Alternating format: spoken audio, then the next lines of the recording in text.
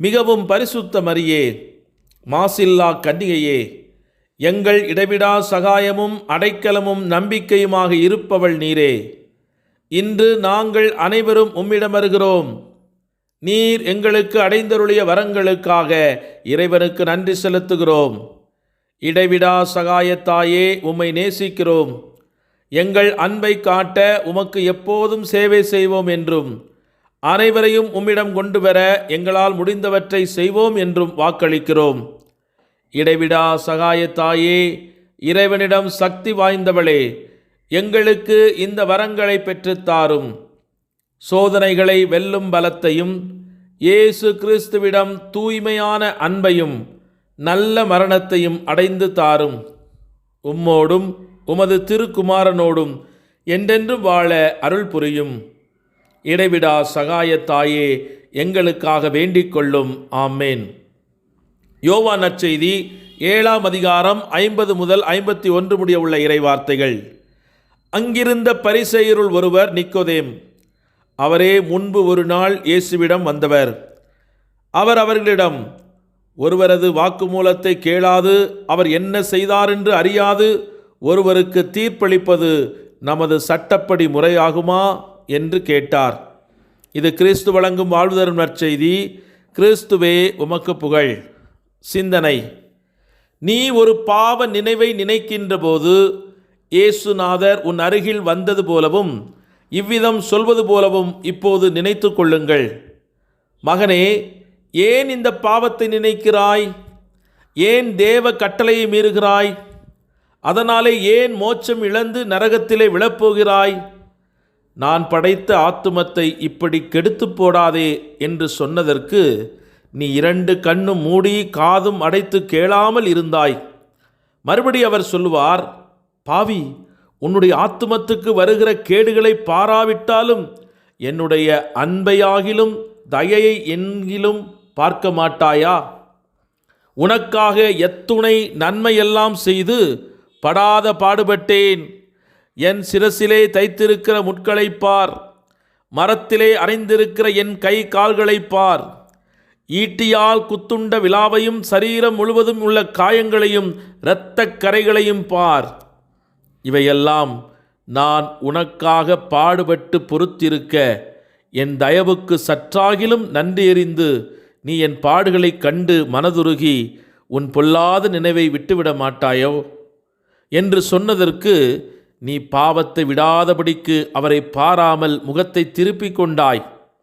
அதை கண்டு உரத்த சத்தத்தோடு கூப்பிட்டு, பாவி, நீ இந்த பாவத்தை செய்ய கை நீட்டுகிற போது என்மேலே அல்லவோ கை ஓங்குகிறாய். உன்னுடைய பொல்லாத நினைவுகளாலே என் சிரசிலே முட்கள் அதிகமாய் பதிந்து ஏற இருத்துகிறாய். உன் மனம் குரோதம் என்கிற ஈட்டியினாலே என் விலாவை ஊடுருவ குத்தி திறக்கிறாய். நீ பாவத்திற்காக அசைக்கிற கால்களும் நடந்து போகிற அடிகளும் என் கை கால்களிலே ஆணிகள் இறுக அறைகிற சுத்தியல் அடிகளாயிருக்கின்றன. நீ அனுபவிக்கிற கெட்ட சுகபோகமெல்லாம் என் சரீரம் முழுவதும் புதிதாய் வடிந்து சிந்தி விழுகிற இரத்தமாயிருக்கின்றன. ஐயையோ பாவி, உனக்காக என் உயிர் விடும் வரையும் பட்ட பாடுகள் போதாதோ? இன்னும் என்னை ஏன் இந்த வாதைப்படுத்துகிறாய்? அது மட்டும் உன் தீய ஆசை ஓடுகிறதோ? என்னிலும் அந்த சுகம் உனக்கு பெரியதோ?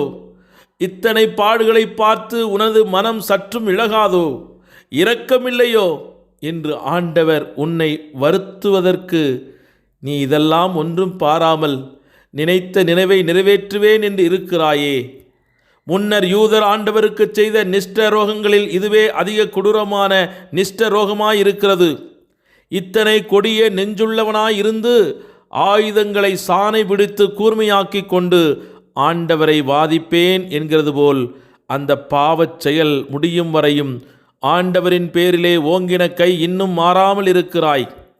ஐயையோ மோக பாவியே, இப்படிப்பட்ட துரோகமும் கொடுமையும் யாராகிலும் செய்ய மனம் வருமோ? இப்படிப்பட்ட நிஷ்டூரங்களை கண்டால் கல்லும் உருகிப் போகும். உன் மனது மாத்திரம் இழகாதோ? ஆனால் ஆண்டவர் சிந்தின இரத்தம்தானே உமக்கு விரோதமாய் சாட்சியாய் இருக்கும் என்று பார் என்று நம்முடைய ஆன்மாக்களை எச்சரிக்கும் இத்தகைய வார்த்தைகளுக்கு செவி கொடுத்து மனம் மாறி பாவத்தை விட்டு இறைவனை அன்பு செய்ய வரம் வேண்டி இந்த நாளிலே இணைந்து மன்றாடுவோம். ஜெபிப்போமாக. எங்களை காலம் முழுவதும் காதல் செய்யும் எங்கள் அன்பு காதலரே எம் இறைவா, உம்முடைய பிரமாணிக்கமான உண்மையான மாறாத தியாக அன்புக்காக உம்மை நன்றியோடு துதிக்கிறோம், ஆராதிக்கிறோம், மகிமைப்படுத்துகிறோம். உங்கள் அன்பு மிகவும் பெரியது, உங்கள் கிருபை மிகவும் பெரியது. எனவேதான் இந்த உலகத்து மனிதர்களால் கண்டுகொள்ளப்படாத என்னையும், இந்த உலகத்தின் பார்வையில் ஒன்றுமில்லாத பரதேசியாய், வெறுமையாய், அலங்கோலமாய், தனிமையாய், புறந்தள்ளப்பட்டவனாய் இருந்த என்னையும் நீர் தேடி வந்து நான் இருப்பது போலவே என்னை ஏற்றுக்கொண்டு என் பலவீனத்தையும் பாவத்தையும் பொறுத்து கொண்டு எனக்காக உம் இதயத்தை எப்போதும் திறந்து வைத்திருக்கிற என் நேசரே, உம் அன்பு, உமது காதல் என்னை மயக்குகிறது. என்னுடைய தேவைகளையும் என்னுடைய விருப்பங்களையும் பார்த்து பார்த்து செய்கிறீரே. உமக்கு என்ன கைமாறு செய்ய போகிறேன்? நான் உம் அன்பை விட்டு விலகிச் சென்றாலும், பல வேளைகளில் உம்மை நினைக்க மறந்து போனாலும், நீர் என்னை ஒரு நொடிப்பொழுதும் விட்டு விலகாமல் எப்போதும் என் நினைவாகவே இருந்து உமது பிரமாணிக்கத்தை, உடன்படிக்கை காத்து வருகின்றீரே. உமக்கு கோடி நன்றி ஐயா. இன்பத்திலும் துன்பத்திலும் உடல்நலத்திலும் நோயிலும் நான் உனக்கு பிரமாணிக்கமாக இருந்து என் வாழ்நாளெல்லாம் உன்னை நேசிக்கவும் மதிக்கவும் வாக்களிக்கிறேன் என்று நான் கொடுக்கும் திருமண வார்த்தைப்பாட்டை நீர் மட்டும் நிறைவேற்றி வருகிறீர்.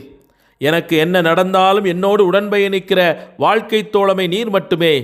எந்த சூழ்நிலையிலும் உமது அன்பை புறக்கணித்து செல்லாத வரம் தாரும். இன்றைய குடும்பங்களை சீரழிக்கும் சுயநலம், சந்தேகம், கண்டுகொள்ளாத தன்மைகள், பிரமாணிக்கமற்ற போக்குகள், தியாகமில்லாத வாழ்க்கை, இவைகளை என்னை விட்டு விலகிச் செல்லும்படி நீர் என்று கட்டளையிடுவீராக. உம்மை அன்பு செய்து, நீர் படைத்த மக்களை அன்பு செய்து, நீர் கொடுத்திருக்கும் திட்டங்களை இந்த உலகத்தில் நிறைவேற்றி உம்மை மாட்சிப்படுத்த எனக்கு விண்ணக ஆசிரையும் தூய் ஆவியின் வல்லமையும் எனக்கு தருவீராக. பாவத்தை விட்டொழித்து பரமனை அன்பு செய்து என்றும் உம்மிலே நிலைத்திருந்து விண்ணக நலன்களை பெற்றுக்கொள்ள இன்று என்னை ஆசீர்வதிப்பீராக. ஆமேன். எல்லாமல்ல இறைவன், தந்தை, மகன், தூய் ஆவியானவர் உங்கள் அனைவரையும் நிறைவாக ஆசீர்வதித்து புனிதப்படுத்தி வழிநடத்துவாராக. ஆமேன். இயேசுவுக்கே புகழ், இயேசுவுக்கே நன்றி. மரியே வாழ்க. இயேசுவின் இரத்தம் ஜெயம்.